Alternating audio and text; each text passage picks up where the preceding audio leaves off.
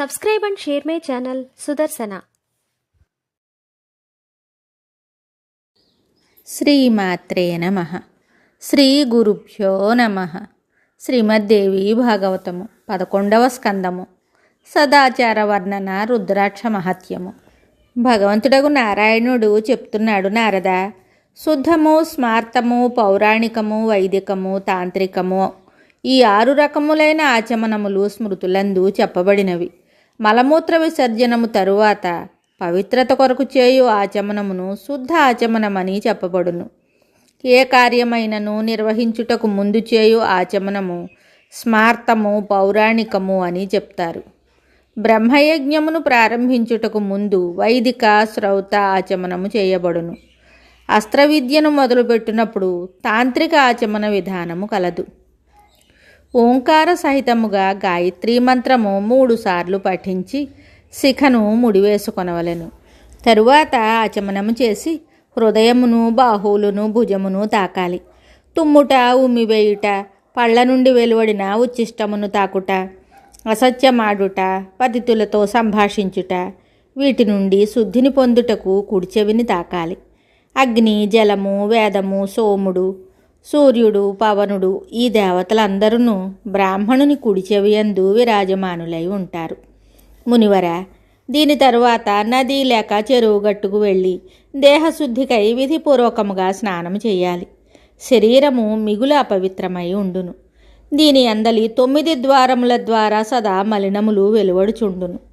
అందువలన దీనిని శుద్ధి చేసుకొను తలంపుతో ప్రాతకాలమున తప్పక స్నానము చేయవలెను. అనుచితమైన స్థలమునకు వెళ్ళుట, దానమును తీసుకొనుట, లేక ఏకాంతమున నిందిత కర్మ జరిగిపోయినచో కలుగు పాపము ప్రాతకాల స్నానముతో వెదలితమగును.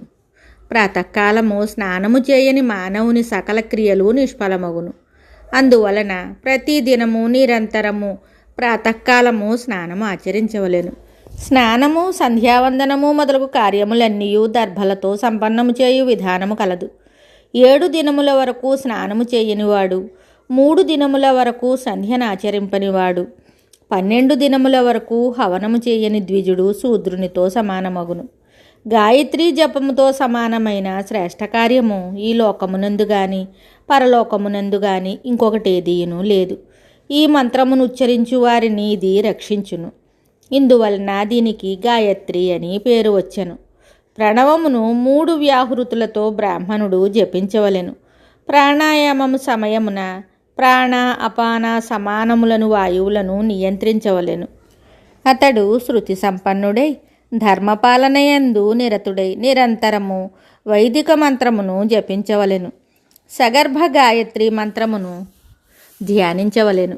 ధ్యాన సమయమున కేవలము అగర్భ మంత్రమును ఉపయోగించవలెను. స్నానము చేయునప్పుడు దేవతలను, పితరులను సంతృప్తిపరచుటకు స్నానాంగ తర్పణము చేయవలెను. తరువాత నీటి నుండి బయటకు వచ్చి శుద్ధ వస్త్రములను 2 ధరించవలెను. భస్మము నలదుకొని రుద్రాక్షమాలను ధరించవలెను. ఇట్లు సాధకుడు యోగక్రమముతో సదా జపము చేయవలెను. రుద్రాక్షకు గొప్ప మహత్యము కలదు.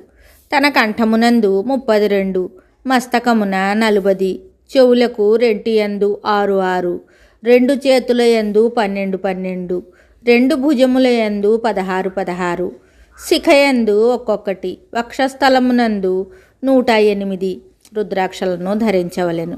అతడు స్వయముగా భగవంతుడగు నీలకంఠునితో సమానుడగును. మునీంద్ర, బంగారము, వెండి తంతువుతో రుద్రాక్షను పొదిగి సావధానముగా నిత్యము శిఖయందు గాని చెవులయందు గాని ధరించవలెను.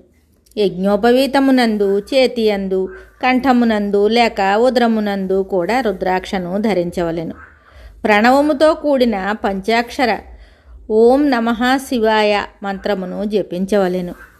విద్వాంసుడు కపటము లేని భక్తితో సంతోషముగా రుద్రాక్షమాలను వేసుకొనవలెను. రుద్రాక్షలు ధరించుట భగవంతుడగు శంకరుని జ్ఞానమును పొందుటకు సాక్షాత్తు సాధనము. అన్ని వర్ణముల రుద్రాక్షలతో కూడిన మాలను ధరింపవచ్చును. ద్విజుడు మంత్రసహితముగా దీనిని ధరించవలెను. శూద్రుడు మంత్రము లేకుండా ధరించవచ్చును. రుద్రాక్షలు ధరించుట వలన పురుషుడు స్వయముగా భగవంతుడైన శంకరునితో సమానుడగును. రుద్రాక్షలకు ఎంతో మహిమ కలదు. దానిని నేను వర్ణించజాలను. అందువలన చక్కగా ప్రయత్నించి రుద్రాక్షమాలను ధరించవలెను. మిగతా కథ తరువాయి భాగంలో తెలుసుకుందాము. శుభం. Subscribe and share my channel Sudarsana.